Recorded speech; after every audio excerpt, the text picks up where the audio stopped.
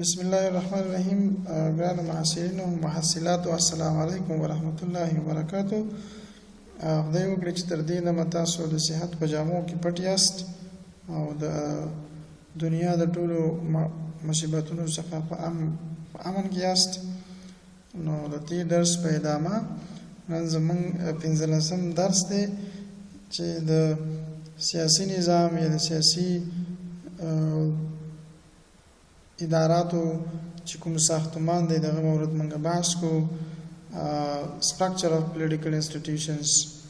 So we are talking about this topic today. So let me remind you, dear students, if you are facing any sorts of problem in regard to the lecture, let me know as soon as possible that I could give you the answer on the spots and make sure that the lesson is well understood by every one of you.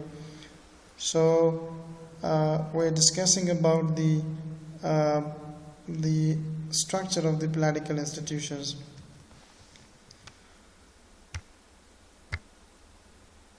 So let us mainly, when we are discussing about that, following is the structure that is provided by the political power. So political institution may be formal as well as informal at once. Both can be the functions. It means it can function as a both. But what we can say that regarding the political institutions in a broad sense, it could be formal, it could be informal. ساختاری نظام دولتی یا ساختاری استراکچر ساختار نظام دولتی یا اداره دولتی، میبخشین نظام سیاسی دولتی یا ادارات سیاسی میتواند هم در گذشته به شکل اینفورمال بود و همچنان فارمال بود. یکی امروز ما امروز در موردش گپ میزنیم که فارمال political institutions or informal political institution or formal political power, informal political power. What is this? Since the lecture is regarding the political institution and regarding the states and government, so that's why we are discussing a little bit the politics as well.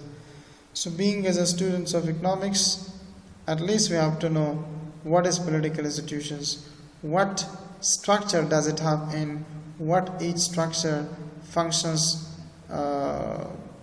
in their respects. So informal is that one which was mostly found in old societies. Primitive society means it was found in primitive society, means it was found in old society. So as well, it doesn't mean that it's not exist in present time. It is present in modern times as well. But mostly it was present in old ancient time. Now mostly the law, constitutions are there of a country. So that's why gradually the old structure of government or informal structure of government is not diminishing day by day. So it is present in working, especially in rural area. But specifically, this is now being practiced as well in present times in 2020, as well in those areas which are remote area where there is no smoothly access of a government to implement all their laws. So in this institution, there are no fixed and written rules. Powers and authority of the individual, it can be considered as a self-control system of authority and rules, like for example Jarga system. You can find an example of Jarga in your own village, in remote area where there is informal structure of a government, where there is no easy access of government to control and monitor that. So in informal structure of a government, there is no fixed rules and regulations. But the Jarga system is there, the member of a councils, the head of the councils, or we can say Jarga councils, head will decide any matters that is arising within the societies. این در نظام غیر رسمی ساختار سیاسی نظام که هستند در اوجا معمولا در قریجات و در ساحاتی که در اوجا دولت رسیدگی ندارد اینقدر زیاد و همه مسائل مردم که در میان مردم ایجاد می شود، خود افراد جامعه جمع می شود توسط یک نظام جرگه مسئله و مشکل را حل میکند. So that is what informal structure. It was present too much in the past, but still it's present as well. Second, that is formal one. تو اون که هست رسمی، یعنی ساختار سیاسی ادارات رسمی که هستند که در داخلی نظام فعالیت‌های خود مطابق قوانین جامعه و قوانین اساسی و قوانین دیگری وضع شده یک دولت ما پیش می رود که در اینجا قوانین نوشته شده، قوانین خوانده شده، قوانین برای مردم تشریح شده و یک به شکل رسمی برای انسان ها چی شده پیش شده و انسان ها از او follow up میکند. So there are fixed power and authority of the individual in a formal institutions. So more human activities are controlled by formal institutions. For example, the supreme power delegates most of its power to administrator at the lower level for bringing an order, bringing a management, maintaining peace and security for the life of people in a country. So generally, there are three main branches of government which are responsible for smooth functioning of political institutions. These three branches are admin that سه قوا وجود دارد، سه شاخه شبه دیگری وجود دارد که یک نظام رسمی را حمایت میکند و نظام از او ساخته شده، نظام شخصی از نظام رسمی از او شناخته شده و جور شده. اون که سه قواست. اول قوه مقننه است که در نظام رسمی جایگاه خاصی را دارد که او هستند legislation یا قوه مقننه که قوه مقننه که است چی میکنه؟ It makes the law for the states. و خاطر دولت قوانین جور میکنه. قوانین را که جور کرد توسط نمایندگان یا مثلا پارلمان این تصویب میشه. وقتی که جور شد تصویب شد بالاخره این عملا در جامعه ما از اون مستفید و استفاده میکنه.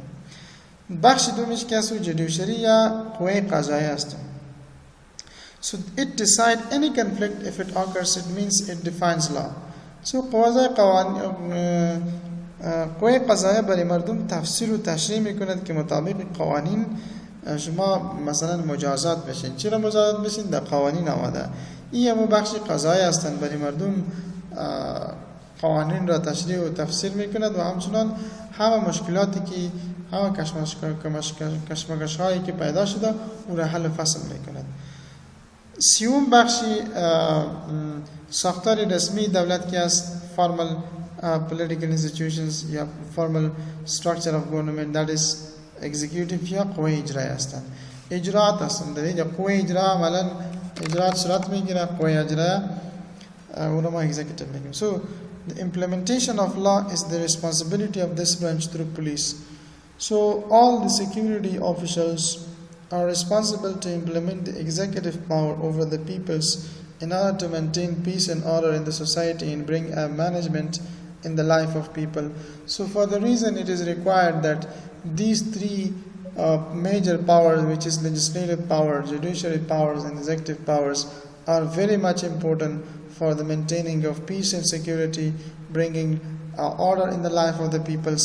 It is very much important for them. So that is all the developed country around the world is having a very strong these three areas are very strong. So that's why this is very much important. Now the next point that is we talk about is political system. A system involving government and its politics, which include the members who are in power within the country, that is called government. This government is an example of the political system. سیستم سیاسی معنا به چی معنی؟ سیستم سیاسی یعنی خود حکومت که هستند، سیاست حکومت که در اوجا افراد داخل باشد و صلاحیت‌های خاصی را توانای خاصی را در او دولت داشته باشد. اینمی را ما political system یا حکومت میگیم. So types of political systems. So ما امروز ما چندین نوع از نظام های سیاسی وجود دارن. So one of them that is monarchy.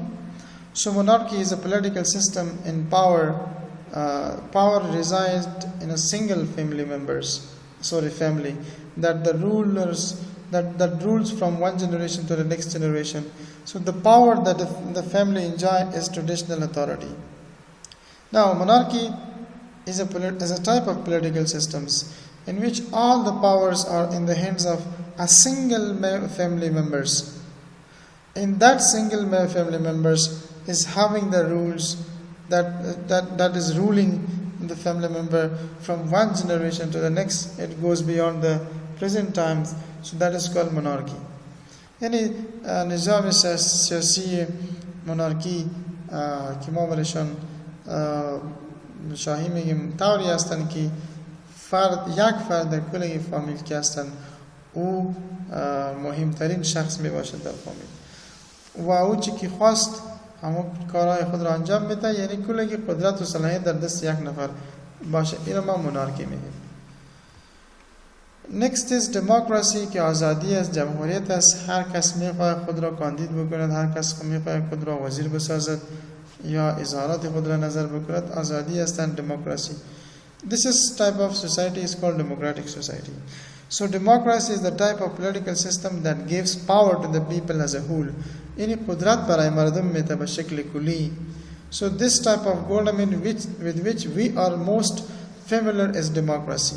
امی امروزه چند سالی که ما در افغانستان زندگی میکنیم میشنیم در مورد جمهوریت و دموکراسی، عملا اینمی را ما دموکراسی میگیم where که قدرت کلگی در دست مردم باشد. Or a political system in which citizens govern themselves either directly or indirectly. As well as democracy are certainly not perfect. Their decision-making process can be quite slow and insufficient because so many people would be engaged to take decisions regarding a matter or an issue. So that is the democracy. In a system of democracy, there is no certainly it is not a perfect because every one of them is making the problems. And once the problems are being made now, the decision taker or the person who is taking the decision is not having too much authority to what he wish he have to do it. But his decision in the respect of an action would be quite slow and insufficient. So another two terms that is very close to each other, that is authoritarianism and totalitarianism. So authoritarianism is a political system that denies, that rejects, that don't accept the popular participants in a government. So it refers to a political system in which an individual or a group of individuals holds power, restricts or prohibits popular participation in governance, and represses dissent. For example, Saddam Hussein imprisoned, tortured, or murdered thousands of people who resisted his rules. So that is called authoritarianism, in which is a type of political system. یک نظام سیاسی است هستند که کدام فرد و افراد را کسایی که قدرت در دستش باشد و ممانعت میکند، جلوگیری میکند در داخل بودن دولت. They want to be alone. While totalitarianism is a highly centralized political system that extensively regulates the people's life. بسیار به شکل جامع و جدی زندگی اجتماعی و زندگی فردی انسانی در این نوع نظام سیاسی محفوظ می باشد. is a highly centralized, از یک جای کنترل می باشد in the totalitarianism. So totalitarianism government is a country run with only one political party. یک نظام سیاسی هستند که در آنجا صرف یک پارتی دیگر که او را ما نظام سیاسی را میگیم که یک سیستم داشته باشه، هغه من یو گوندی سیستم یا گوندی نظام سیستم وایي. So the government can prevent people from doing anything, including leaving the country. میتواند دولت از مردم بخواه که شما نمیتونین به سر به خود کارهای خود را انجام بدین.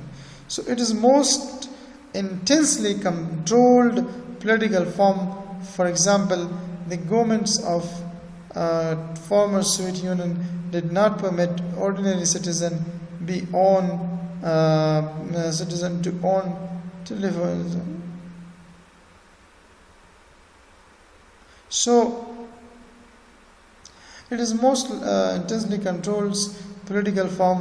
For example, the government of former Soviet Union, they did not permit ordinary citizen to own telephone directions. So that is what it's called totalitarianism. So people can be imprisoned for deviating from acceptable practice or may be killed if they dissent in the midst of way. افراد کشته می شود، افراد زده می شود اگر آنها قبول نکند قوانین تطبیق شده ای که به خاطر رفع و پیشرفت جامعه ایجاد شده. So the totalitarianism can also mean that this country might be ruled by one person. Totalitarianism یعنی امی اصطلاح راجع میکنیم ما با امو مملکتی که توسط یک شخص اداره می شود. It is obvious that this form of system wants to have total control over the peoples. این نوع نظام میگه واضحاً اشکار هستند که کنترل داشته می باشد بالای همه افراد یک نفر. Unlike democratic rule, under totalitarianism, people have no right to speak from political party or even choose their religions. کسایی که در این نظام هستند هیچ کسی حق ندارد که گپ بزنه در پارتی های یا در گوندهای دیگر نظام سیاسی